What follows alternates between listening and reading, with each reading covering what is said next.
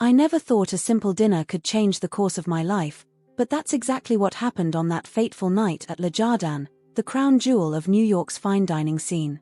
As I stepped into the restaurant, the soft glow of crystal chandeliers washed over me, illuminating the sea of elegantly dressed patrons seated at tables draped in crisp white linen. The air was thick with the aroma of exquisite cuisine and the gentle murmur of sophisticated conversation. My name is Clara, and I should have been feeling on top of the world. After all, I was dining at one of the most exclusive restaurants in the city, wearing a dress that cost more than some people's monthly rent. But instead of excitement, a knot of dread tightened in my stomach as I followed the maître d' to our table, where my husband Leonard and his mother Agnes were already seated. Leonard, with his perfectly coiffed hair and designer suit, looked every inch the successful businessman he portrayed himself to be. Agnes, draped in pearls and a look of perpetual disapproval, sat beside him like a sentinel guarding a precious treasure. As I took my seat, I could feel their eyes on me, scrutinizing every move as if waiting for me to make a mistake. "You're late," Leonard said, his voice carrying a sharp edge that I'd become all too familiar with over the years of our marriage. "We've been waiting for 20 minutes. "I'm sorry," I mumbled, even though I knew I was right on time. "Traffic was terrible." Agnes sniffed disapprovingly. "A lady should always arrive early, Clara. It's a matter of respect." I nodded, not trusting myself to speak. This was how it always went, Leonard and Agnes, united in their criticism of me, while I struggled to keep my head above water in the sea of their expectations. The waiter approached, a beacon of temporary relief. "Good evening," he said, his French accent adding an extra layer of sophistication to the already posh atmosphere. "May I offer you our wine list?" Leonard waved him off. "No need. We'll have a bottle of the Chateau Margaux 1787. My eyes widened. I knew that wine. It was infamous for its price tag of over $500,000 per bottle. "Leonard," I whispered, leaning in close, "are you sure? That's..." He cut me off with a look that could freeze fire. "I know what I'm doing, Clara. Don't embarrass me." The waiter, to his credit, didn't bat an eye. "Excellent choice, sir. And for your meal?" Leonard ordered without consulting the menu, a special off-menu dish featuring rare white truffles from Alba. Agnes followed suit with something equally extravagant. When it came to my turn, I quietly asked for the simplest item I could find, a Caesar salad. "A salad?" Agnes scoffed. "Really, Clara, you should take advantage of cuisine like this when you have the chance. It's not as if you're watching your figure." Her eyes raked over me, making me feel exposed and inadequate. The evening progressed in a haze of tension. Leonard and Agnes dominated the conversation, discussing their recent trip to Monaco and plans for their next excursion to the Maldives. I sat in silence, pushing my salad around my plate and sipping water, feeling more like a spectator than a participant in my own life. As the main course arrived, a dish that looked more like a work of art than food, Leonard turned his attention to me. "So, Clara," he said, his tone deceptively casual, "have you thought more about quitting that little job of yours? You know it's not really necessary for you to work." I tensed. My little job was a position as a financial analyst that I'd worked hard to secure. "I like my job, Leonard. We've talked about this." Agnes chimed in, "A wife's place is in the home, dear. You should be focusing on making Leonard happy, not playing at being a career woman." I felt a familiar surge of frustration. "It's not playing, Agnes. I'm good at what I do, and I enjoy it." Leonard's face darkened. "We'll discuss this later," he said, his tone brooking no argument. The rest of the meal passed in a blur of forced smiles and stilted conversation. I was counting the minutes until we could leave when the waiter approached with the bill. Leonard glanced at it and then, with a smile that didn't reach his eyes, handed it to me. "Be a dear and take care of this, won't you?" he said. "You know it's your job to support your husband in everything." I looked at the bill and felt the blood drain from my face. The total was over $550,000, more than most people make in a decade. I knew we had money, but this was beyond extravagant. It was reckless. "Leonard," I said, my voice barely above a whisper, "this is too much. We can't." "We can't what?" he interrupted, his voice rising. "Can't afford it. Don't be ridiculous, Clara. Just pay the bill. I took a deep breath, feeling something shift inside me. Years of pent-up frustration, anger, and resentment bubbled to the surface. No, I said, surprising myself with the firmness in my voice. The silence that followed was deafening. Leonard's face contorted with rage, and before I could react, he grabbed his chair and shoved it backward with such force that it toppled over. In one fluid motion, he snatched up his plate and hurled its contents directly at my face. I sat there, stunned, as truffle-infused sauce dripped down my cheeks and bits of expensive mushroom clung to my hair. The entire restaurant had gone silent, all eyes on our table. How dare you defy me? Leonard snarled. I am your husband. As if on cue, Agnes's shrill laughter cut through the silence. I warned you, Leonard, she cackled, loud enough for half the restaurant to hear. I told you that you should have divorced this witch, but you never listened to me. I sat there, humiliated and shocked, as other diners began to murmur and point. Some looked away in embarrassment, while others openly stared, their forks suspended halfway to their mouths. In that moment, I felt smaller than I ever had in my life. But then, something unexpected happened. As I wiped the sauce from my eyes, I caught sight of my reflection in a nearby mirror.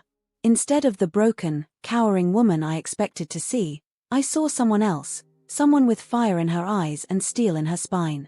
I stood up slowly, my movements deliberate and calm. Leonard and Agnes were still hurling insults, but their words seemed to fade into the background. I was done being their punching bag. Done being the silent, obedient wife.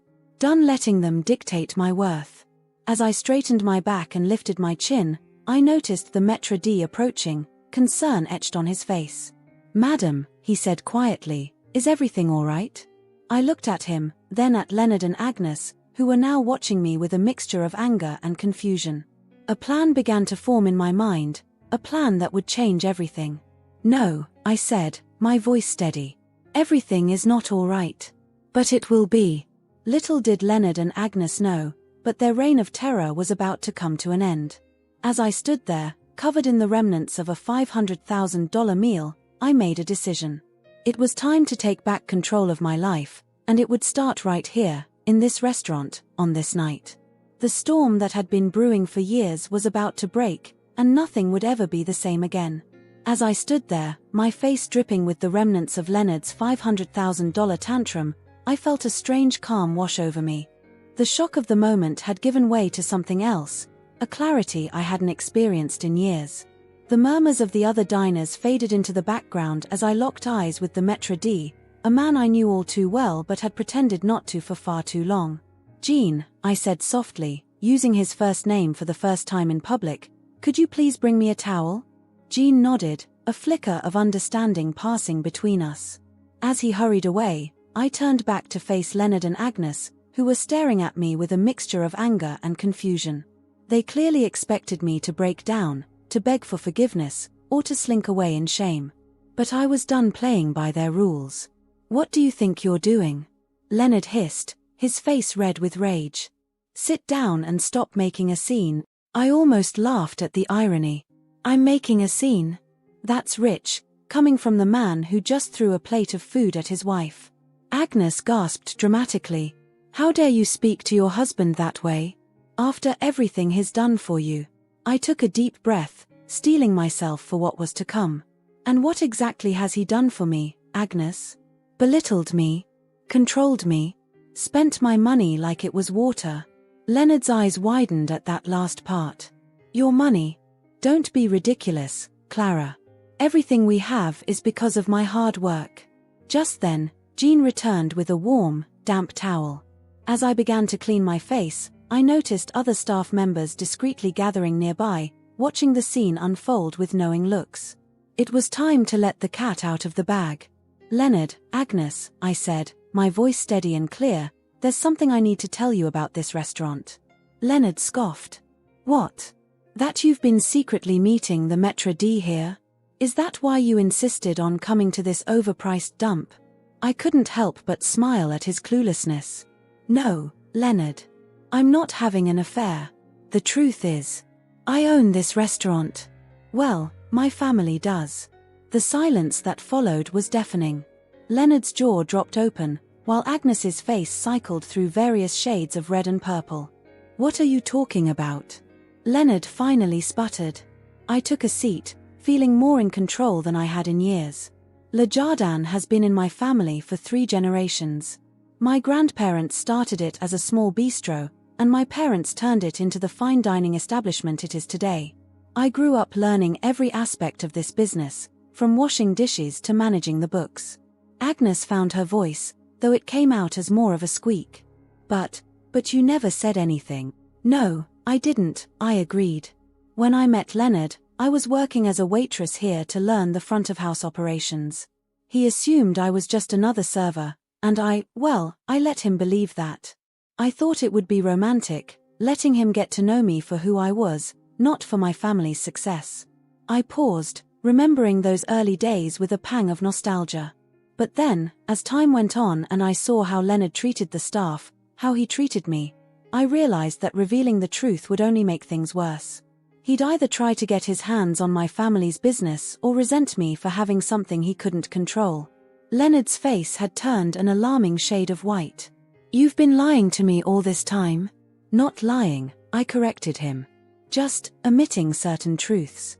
The same way you omitted the fact that you were deeply in debt when we got married, or that you've been using my trust fund to finance your business ventures for years." Agnes stood up abruptly, her chair scraping loudly against the floor. "This is preposterous. Leonard, we're leaving. I won't stand here and listen to these lies." But Leonard remained seated, his eyes darting around the restaurant as if seeing it for the first time. "All this time," he muttered, "all those business dinners, the networking." I nodded. "Yes, Leonard. All those important people you've been trying to impress. They've known who I am all along. They've just been too polite to say anything." The realization seemed to hit him like a physical blow. His carefully constructed world of superiority and control was crumbling around him, and for the first time since I'd known him, Leonard looked small. Jean approached our table again, this time with 2 security guards in tow. "Mrs. Durand," he said formally, "is everything all right here?" I stood up, straightening my still-stained dress. "No, Jean, it's not. Mr. Durand and his mother have behaved in a manner that's disruptive to our other guests. I think it's time for them to leave." Leonard jumped to his feet. "You can't do this to me. I'm your husband." "A husband who just assaulted me in public," I reminded him calmly. "Jean, please escort Mr. Durand and Mrs. Beaumont out. They are no longer welcome at Le Jardin." As the security guards moved to flank Leonard and Agnes, I saw a flicker of fear in their eyes. They were used to being the ones in control, the ones who called the shots. But now, in this place that had been my sanctuary long before I met them, their power was nothing. "You'll regret this," Agnes spat as she was led towards the exit. "You're nothing without us, Clara. Nothing." I watched them go, feeling a weight lift off my shoulders with each step they took away from me. The other diners had returned to their meals, though I could feel their curious glances and hear their whispered conversations. Once Leonard and Agnes were out of sight, I turned to Jean. "I'm sorry for the disturbance," I said softly. He shook his head, a gentle smile on his face. "No need to apologize, Mrs. Durand. It's good to have you back." I looked around the restaurant, at the gleaming chandeliers, the impeccably set tables, the bustling kitchen visible through a glass partition. This place had been my home, my legacy, long before Leonard came into my life. And now, it would be my fresh start. "It's good to be back," I replied, meaning it with every fiber of my being. As I made my way to the private office upstairs, I could feel the eyes of the staff on me. There was respect in those gazes, and maybe a touch of awe. For years, I had played the role of the meek, subservient wife in front of them. Now, they were seeing the real me for the first time. The office was exactly as I remembered it, warm wood paneling, plush leather chairs, and a wall of windows overlooking the glittering New York skyline. I sank into the chair behind the desk, running my fingers over the smooth surface. How many times had I sat here with my father, learning the ins and outs of the business? How many late nights had I spent poring over budgets and menu plans? As the adrenaline of the confrontation began to fade, the reality of what had just happened hit me. I had stood up to Leonard and Agnes. I had reclaimed my identity. And in doing so, I had irrevocably changed the course of my life. I picked up the phone on the desk, my fingers moving on autopilot as I dialed a familiar number. After 2 rings, a warm, maternal voice answered. "Hello, Mom," I said, my voice cracking slightly. "I need to talk to you." Over the next hour, I poured out everything to my mother, the years of emotional abuse, the financial manipulation, and finally, the events of that night. She listened without interrupting, offering soft sounds of support when my voice faltered. "Oh, sweetheart," she said when I had finished. "I'm so proud of you. We've been worried for so long, but we didn't want to push you." "I know," I replied, wiping away a stray tear. "I'm sorry I shut you out. I thought I could handle it on my own." "You're not alone anymore," my mother assured me. "We're here for you, whatever you need." As I hung up the phone, I felt a renewed sense of purpose. I had spent years dimming my light to make Leonard shine. Now, it was time to reclaim my brilliance. I pulled out a legal pad and began to make lists, things to do, people to call, changes to implement. By the time the last diners had left the restaurant and the staff had finished cleaning up, I had a plan. Tomorrow, I would call my lawyer and start divorce proceedings. I would meet with the restaurant's management team and take a more active role in running the business. I would reconnect with old friends and colleagues I had pushed away at Leonard's insistence. But tonight, I would savor this moment of freedom. I walked to the windows, looking out at the city I loved. New York had always been a place of reinvention, of second chances. Now, it was my turn. As I stood there, I realized that the woman reflected in the glass was someone I had almost forgotten. Strong, capable, and unafraid. She had been there all along, waiting for the chance to emerge. Leonard had thrown a $500,000 meal in my face, thinking it would break me. Instead, it had set me free. And that, I realized with a smile, was priceless. I took a deep breath, steadying myself against the cool glass of the window. The New York skyline twinkled back at me, 1,000 points of light in the darkness. It was time to face the music, and by music, I meant the aftermath of the scene I'd just caused in my own restaurant. As I made my way back downstairs, I could hear the low hum of conversation from the remaining diners. Word had clearly spread about what had happened, and I could feel curious eyes following me as I walked through the dining room. Some gazes were sympathetic, others intrigued, but none held the judgment I had feared. Gene met me at the bottom of the stairs, his normally impassive face creased with concern. "Mrs. Durand," he said softly, "Mr. Durand and Mrs. Beaumont are still outside.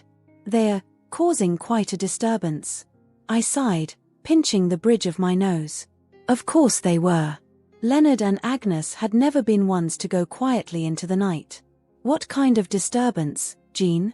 He hesitated, clearly uncomfortable. "They're threatening to call the police, claiming they've been unlawfully removed from the premises. Mr. Durand is quite vocal about his displeasure." I could just imagine Leonard out there, red-faced and bellowing, while Agnes fanned herself dramatically and wailed about the injustice of it all. It would have been almost comical if it weren't so pathetic. "All right," I said, squaring my shoulders. "I'll handle this." As I approached the main entrance, I could hear Leonard's voice carrying through the heavy oak doors. "Do you know who I am?" he was shouting. "I'll have this place shut down. I'll sue every last one of you." I pushed open the doors, stepping out into the cool night air. Leonard and Agnes whirled to face me, their expressions a mix of fury and disbelief. "You!" Agnes spat, pointing a bejeweled finger at me. "How dare you humiliate us like this?" I met her gaze steadily. "I think you managed that quite well on your own, Agnes." Leonard stepped forward, his face twisted with rage. "This isn't over, Clara. You can't just throw me out like yesterday's trash. I'm your husband. A husband who just assaulted me in front of a restaurant full of witnesses," I reminded him calmly. "I think you'll find I can do exactly what I've done." He lunged forward, grabbing my arm. "You little dash." Before he could finish his sentence, 2 large hands appeared on his shoulders, pulling him back. I looked up to see Marco and David, our head of security and his deputy, flanking Leonard. "Is there a problem here, Mrs. Durand?" Marco asked, his deep voice rumbling with barely contained anger. I shook my head, rubbing my arm where Leonard had grabbed me. No problem, Marco. Mr. Durand was just leaving. Leonard struggled against Marco's grip. Get your hands off me, you overgrown gorilla. Do you know who I am? David, always the more diplomatic of the two, stepped in. Sir, we're going to have to ask you to leave the premises. If you continue to cause a disturbance, we'll have no choice but to call the police. Agnes let out a dramatic gasp. The police? But we're the victims here. This woman, she jabbed a finger in my direction, has stolen my son's money and is now trying to ruin his reputation. I couldn't help but laugh at the absurdity of it all. Stolen his money? Agnes, every penny Leonard has spent in the last 5 years has come from my family's business. The business he didn't even know existed until tonight. Leonard's face paled at my words. I could see the wheels turning in his head as he realized just how precarious his position was. Clara, he said, his voice suddenly soft and wheedling, sweetheart, let's not do anything hasty. We can talk about this, can't we? Like adults. I felt a wave of disgust wash over me. How many times had I fallen for this act? How many times had I let him sweet-talk me into forgetting his cruelty, his manipulation? No, Leonard, I said firmly. We're done talking. We're done, period. I turned to Marco and David. Please ensure that Mr. Durand and Mrs. Beaumont leave the premises. They are not to be allowed back into the restaurant under any circumstances. Marco nodded, a small smile playing at the corners of his mouth. With pleasure, Mrs. Durand. As they began to lead Leonard and Agnes away, I felt a hand on my shoulder. I turned to see Jean standing beside me, a look of quiet pride on his face. You did well, Clara, he said softly, using my first name for the first time in years. Your parents would be proud. I felt tears prick at the corners of my eyes. Thank you, Jean. For everything. We stood there in silence, watching as Marco and David escorted Leonard and Agnes to the curb. Leonard was still protesting, but his voice had lost its edge of confidence. Agnes, for her part, had gone surprisingly quiet, her eyes darting around as if looking for an escape route. As they reached the street, a taxi conveniently pulled up. Marco opened the door, his expression making it clear that this wasn't a suggestion. With one last venomous glare in my direction, Leonard climbed into the cab, followed by a subdued Agnes. As the taxi pulled away, I felt a weight lift from my shoulders. It wasn't over, I knew that. There would be legal battles ahead, not to mention the emotional fallout. But for the first time in years, I felt like I could breathe. I turned back to the restaurant, taking in the elegant facade, the warm glow spilling out from the windows. This place had been my haven, my inheritance, and now it would be my fresh start. Jean, I said, I think it's time we closed up for the night. And tomorrow, well, tomorrow we have some changes to discuss. He nodded, a spark of excitement in his eyes. Of course, Mrs. Durand. Shall I inform the staff? I smiled, feeling a surge of affection for this man who had been more of a father figure to me in recent years than my own father. Please. And Jean, tell them. Tell them that things are going to be different from now on. Better. As Jean went back inside to start the closing procedures, I took a moment to myself on the steps of Le Jardin. The night air was cool against my skin, carrying the faint sense of the city, car exhaust, street food, and the undefinable energy of New York after dark. I thought about the scene that had just unfolded, about the years of suppressed anger and resentment that had finally boiled over. Part of me felt guilty for causing such a spectacle in my family's restaurant. But a larger part, a part that was growing stronger by the minute, felt exhilarated. For so long, I had played the role of the perfect wife, quiet, supportive, always in the background. I had dimmed my own light to make Leonard shine brighter. But now, standing on the threshold of my own domain, I realized just how much I had sacrificed in the name of keeping the peace. Never again, I promised myself. Never again would I let someone else dictate my worth, my actions, my very being. As I turned to go back inside, I caught sight of my reflection in the polished brass of the door handle. The woman looking back at me was someone I barely recognized, strong, confident, with a fire in her eyes that I thought had been extinguished long ago. I smiled at my reflection, feeling a surge of pride. This was who I was meant to be. This was the woman I had buried beneath years of compromise and self-doubt. And now, she was finally free. Inside, the last of the guests were gathering their things, casting curious glances in my direction as they left. The staff moved efficiently, clearing tables and shutting down the kitchen. But there was an undercurrent of excitement, of anticipation. I made my way through the dining room, stopping to speak with each member of the staff. I thanked them for their discretion and professionalism during the evening's drama. I assured them that their jobs were secure, more than secure, in fact. We would be entering a new era for Le Jardin, and I wanted them all to be part of it. As the last guest left and the doors were locked, I gathered the entire staff in the main dining room. Standing there, surrounded by the people who had kept my family's legacy alive even as I had retreated from it, I felt a sense of coming home. "Thank you all for your hard work tonight," I began, my voice steady despite the emotions swirling inside me. "I know this evening didn't go quite as planned, and I appreciate your adaptability and professionalism." I paused, looking around at the familiar faces. Some I had known since childhood, others were newer additions to the Le Jardin family.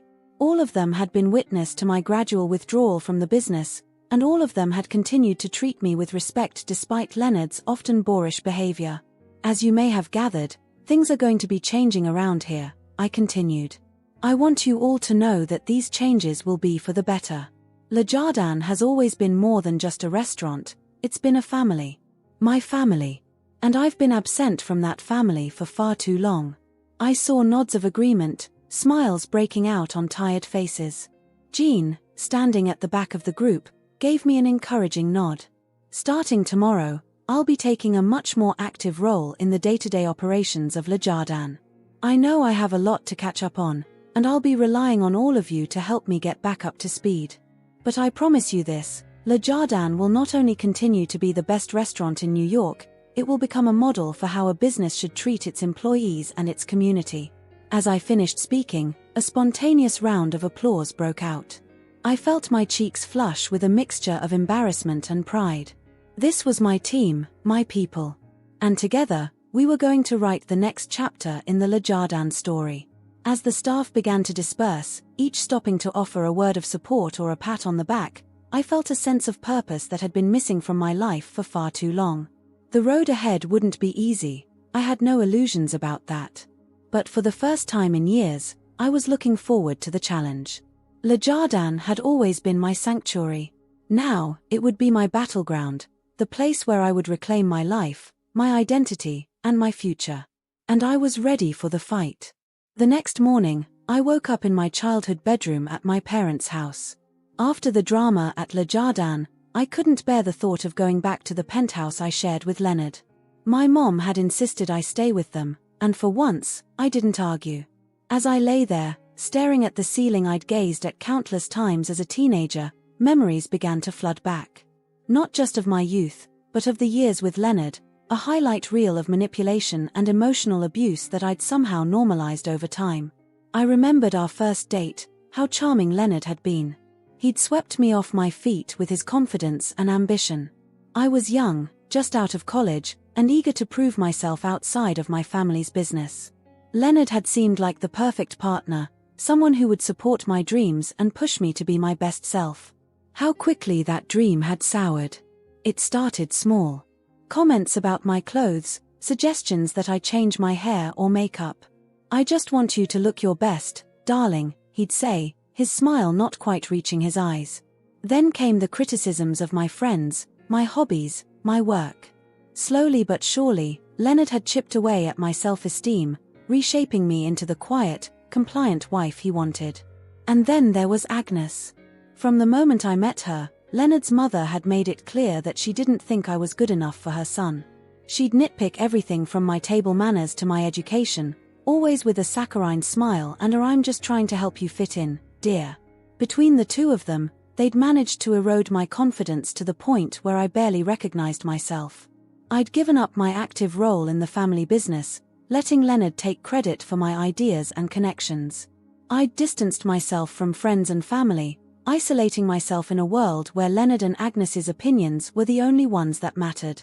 A knock at the door jolted me from my reverie. "Clara," my mom's voice called softly. "Are you awake, sweetie?" "Come in, Mom," I replied, sitting up and running a hand through my tangled hair. She entered, carrying a tray laden with breakfast, scrambled eggs, toast, and a steaming mug of coffee. The sight and smell brought back memories of countless mornings before school, my mom always insisting that a good breakfast was the key to a good day. "I thought you might be hungry," she said, setting the tray on my lap before perching on the edge of the bed. Her eyes were filled with a mixture of concern and relief. "How are you feeling?" I took a sip of coffee, letting the warmth spread through me. "Honestly, I'm not sure. It's like I've been asleep for years and I'm just now waking up." Mom nodded, reaching out to squeeze my hand. "I know, sweetheart. We've been so worried about you. Your father and we could see what was happening, but we didn't know how to help without pushing you away completely."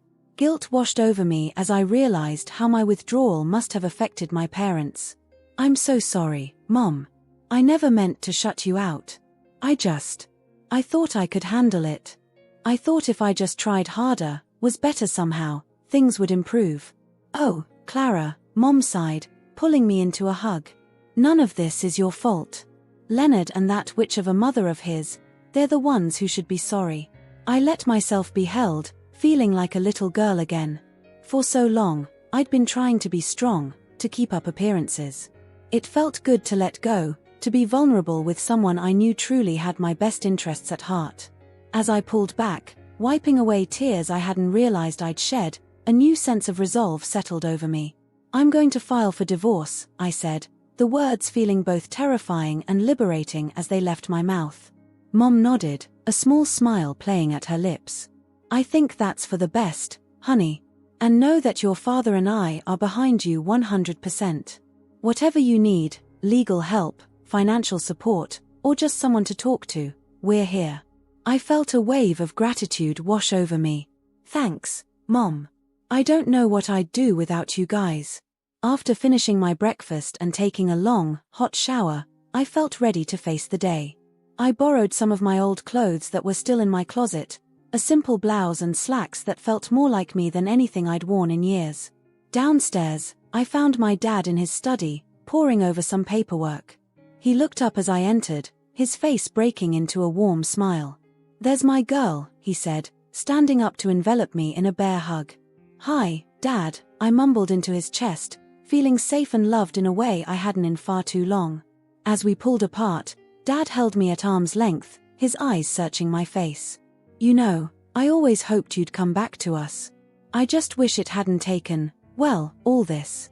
I nodded, understanding the years of unspoken worry behind his words. "I know, Dad. I'm sorry I let things get so out of hand." He shook his head firmly.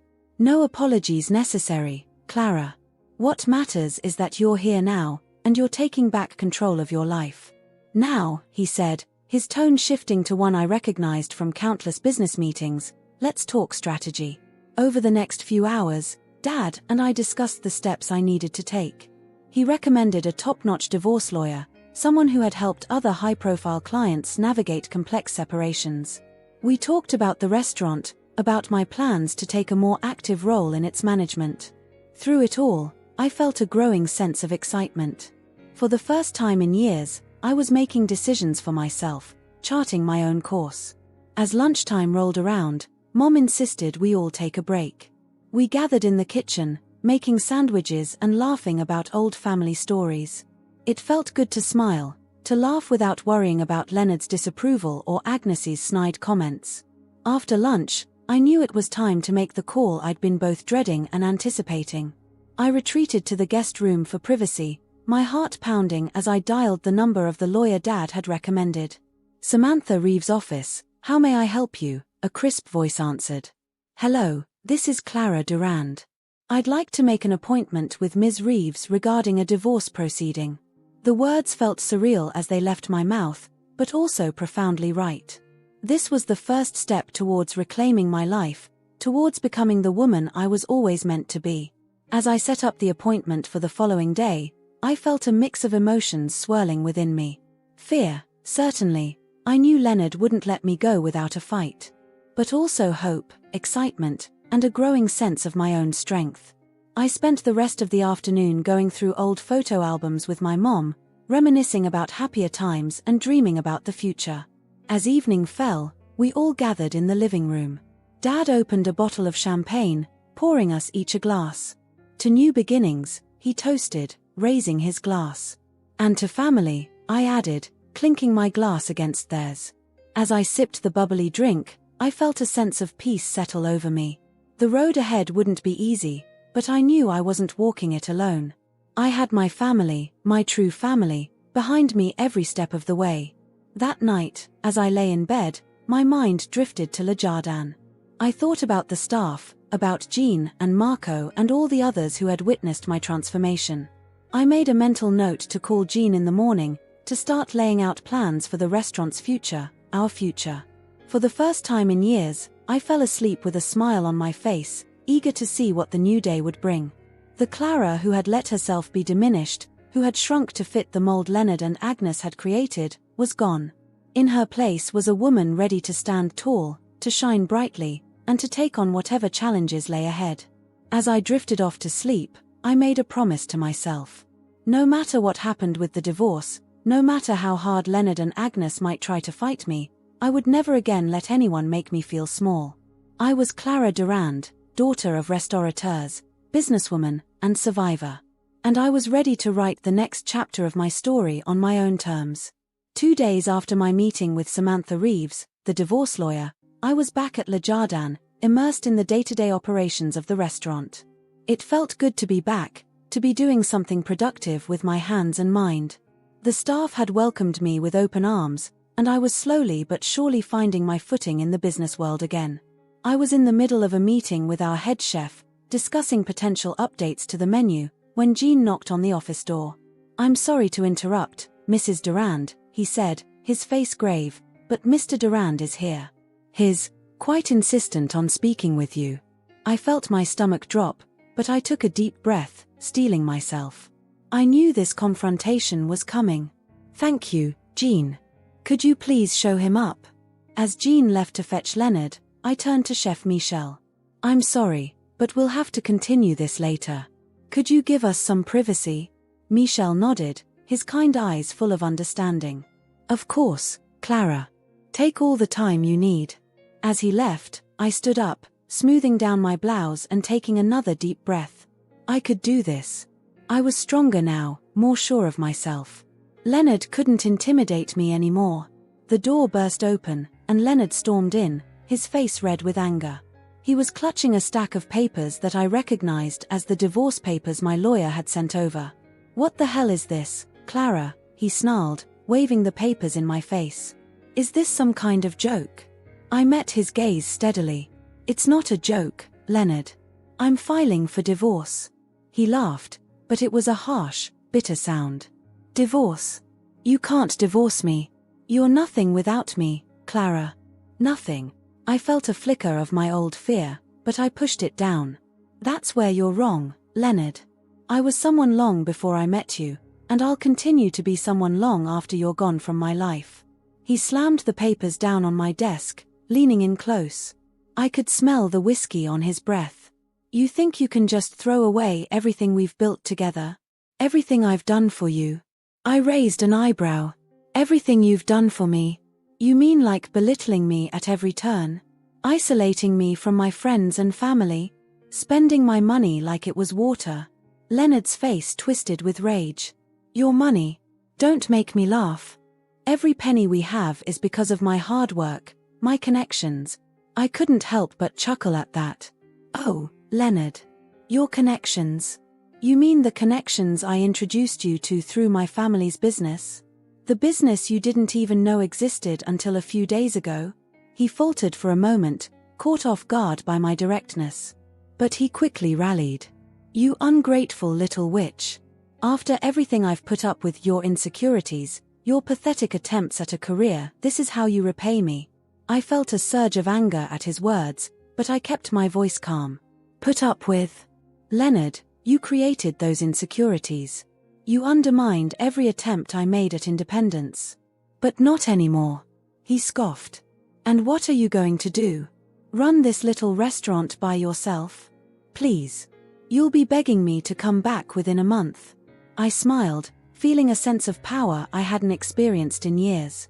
This little restaurant has been in my family for generations, Leonard.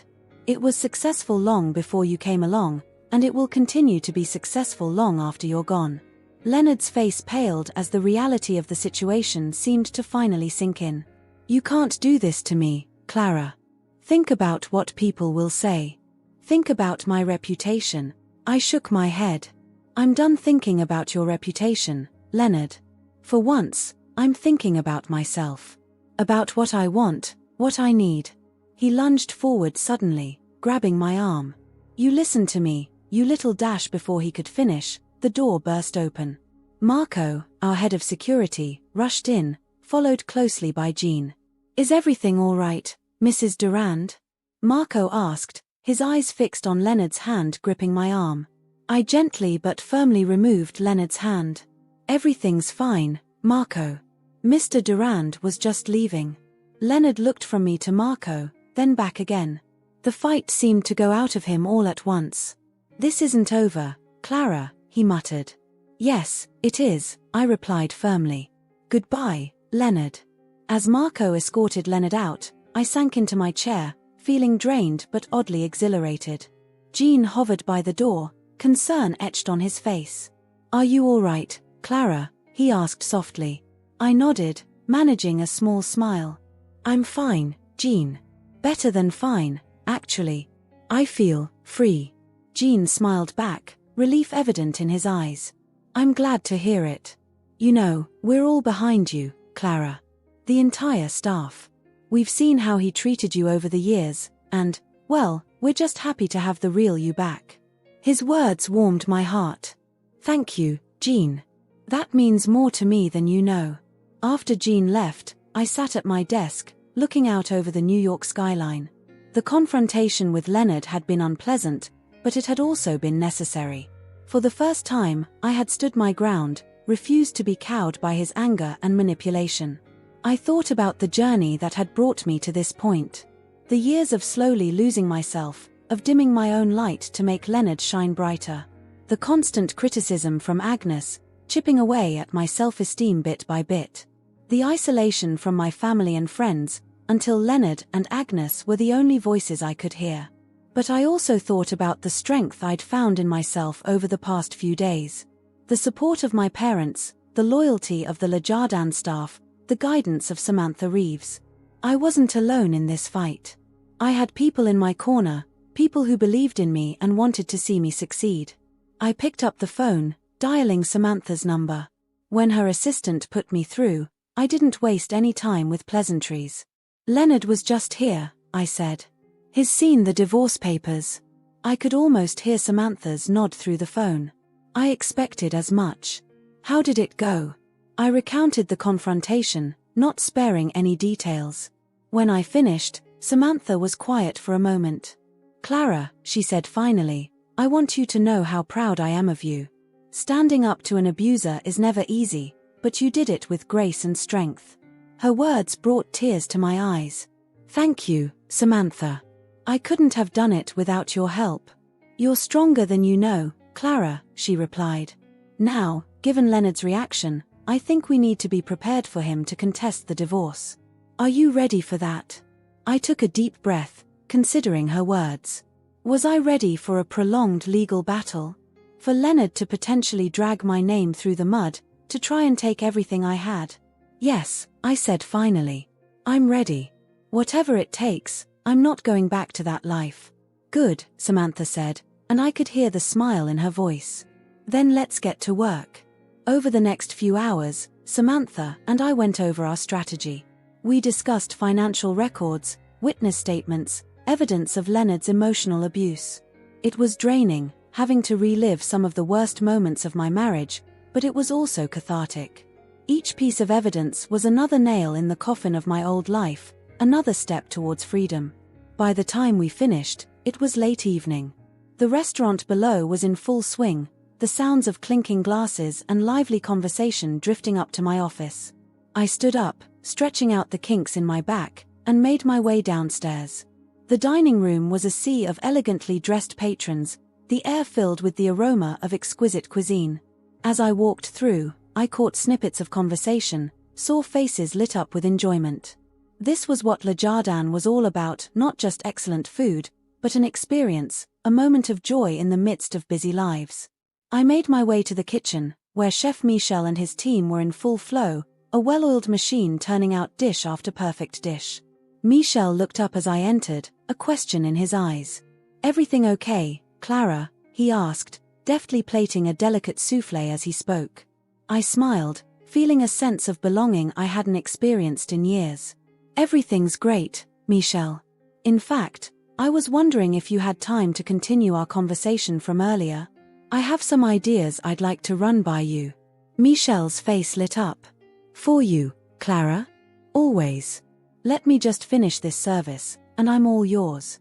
As I waited for Michel, I leaned against the wall, taking in the controlled chaos of the kitchen. This was my world, I realized.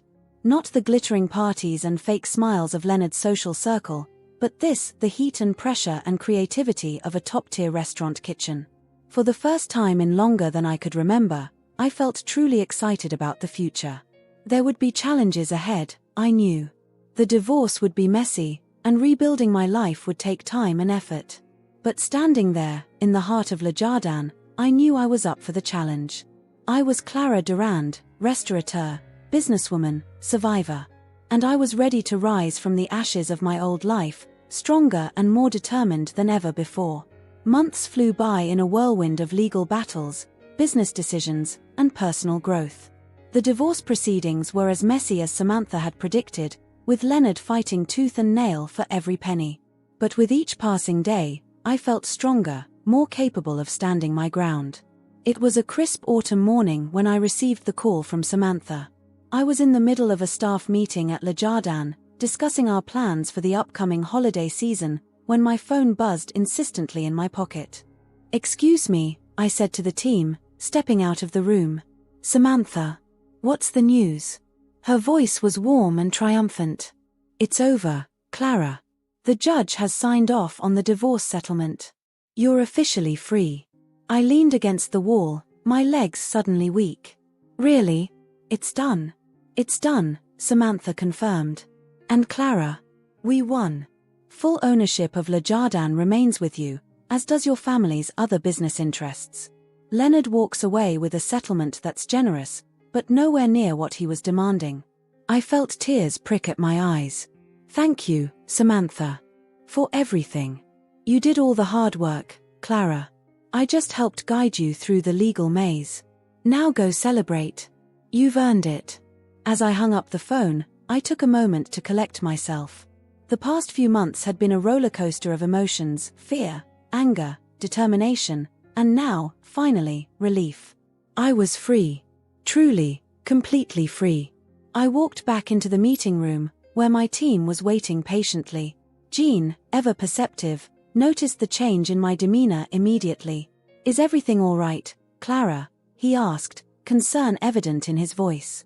I looked around the room, at the faces of the people who had stood by me through this challenging time. Chef Michel, who had worked tirelessly with me to revamp our menu. Marco, who had ensured my safety when Leonard's behavior became erratic. The servers, the kitchen staff, the cleaners, all of them had rallied around me, supporting me in ways both big and small. "Everything is wonderful," I said, a smile breaking across my face. "The divorce is final. Le Jardin is officially, unequivocally ours." The room erupted in cheers and applause. Before I knew it, I was engulfed in hugs, handshakes, and words of congratulation. The joy in the room was palpable, a testament to how much this place, these people, meant to me. As the excitement died down, Chef Michel cleared his throat. "I think this calls for a celebration, no? Perhaps a special menu for tonight? On the house, of course." I laughed, feeling lighter than I had in years. "I think that's a wonderful idea, Michel. Let's close the restaurant to the public tonight and have a party for the staff and their families." We'll celebrate not just my divorce, but all of us, this amazing team we've built." The idea was met with enthusiasm, and soon everyone was buzzing with plans. As the team dispersed to start preparations, Gene lingered behind. "Clara," he said softly, "I hope you know how proud we all are of you. The way you've handled everything, the changes you've made here at Le Jardin, it's been inspiring to watch." I felt a lump form in my throat. "Thank you, Gene. I couldn't have done any of it without all of you." He smiled, patting my shoulder gently. "You're your parents' daughter, through and through. They would be so proud to see you now." As Gene left to help with the party preparations, I retreated to my office.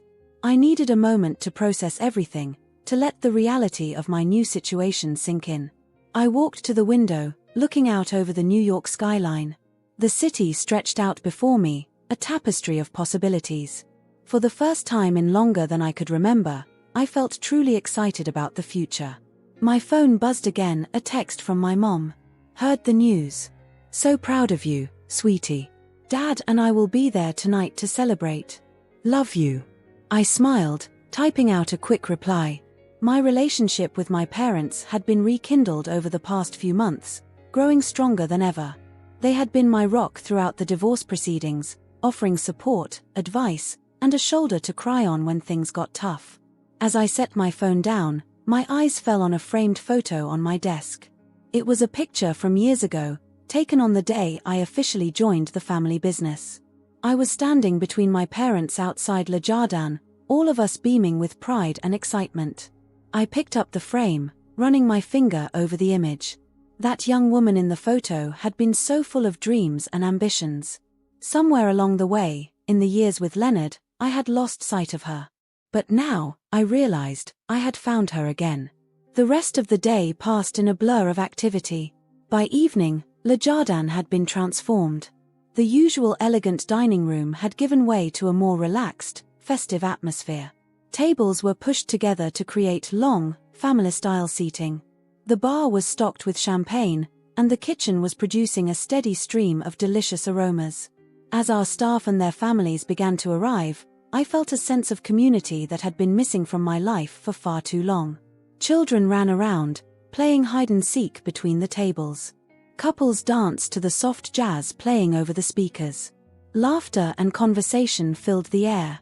My parents arrived, immediately engulfing me in a warm embrace. "We are so proud of you, Clara," my dad said, his voice thick with emotion. "You've shown such strength and grace," my mom added, squeezing my hand. "And look at what you've done with Le Jardin. It's better than ever." As we made our way through the crowd, I was struck by how many people stopped to offer their congratulations. Not just on the divorce, but on the changes I'd implemented at the restaurant. We had expanded our community outreach, started a mentorship program for aspiring chefs from underprivileged backgrounds, and revamped our menu to include more locally sourced, sustainable options. Midway through the evening, Gene clinked his glass, calling for attention. "If I could have everyone's attention for a moment," he said, his voice carrying over the din, "I'd like to propose a toast to our fearless leader, Clara Durand." All eyes turned to me, and I felt a blush creep up my cheeks. "Clara," Gene continued, "you have shown us all what it means to be resilient, to face adversity head-on and come out stronger. Under your leadership, Le Jardin has not just survived, but thrived. You've created more than just a restaurant, you've created a family." To Clara, the room echoed, raising their glasses. As I looked around at the smiling faces, I felt overwhelmed with gratitude. This was what I had been missing during those years with Leonard: genuine connections, a sense of purpose, the joy of building something meaningful. The party continued late into the night. As it wound down, I found myself back at the window in my office, looking out at the city lights. The door opened softly behind me, and I turned to see Chef Michel. "Quite a night, eh?" he said, coming to stand beside me. I nodded, smiling. "It's been perfect. Thank you for everything, Michel." He waved off my thanks.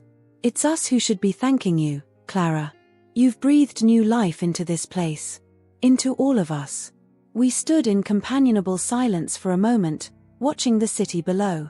"So," Michel said finally, "what's next for Clara Durand?" I chuckled.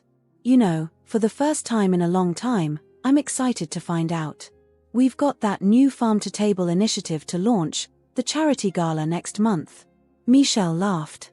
Always working, eh? But I meant for you, personally. You're free now. The world is your oyster, as they say. I considered his question. What did I want, now that I was free to want things for myself? I want to travel, I said slowly, the idea taking shape as I spoke. Not for long, I could never be away from Le Jardin for too long. But I want to explore, to learn about cuisines and cultures I've never experienced. I want to bring those experiences back here, to make Le Jardin not just the best restaurant in New York, but a place that celebrates the diversity of global cuisine. Michel nodded approvingly. I think that sounds wonderful, Clara. And know that we'll all be here, ready to help bring your visions to life when you return. As Michel left, I turned back to the window, feeling a sense of peace settle over me.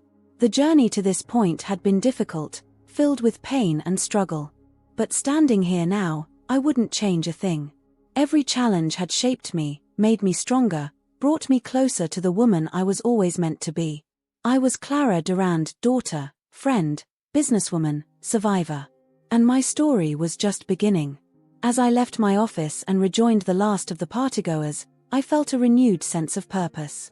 The symphony of my life, which had for so long been discordant and painful, had finally found its harmony. And the music, I knew, would only get sweeter from here on out.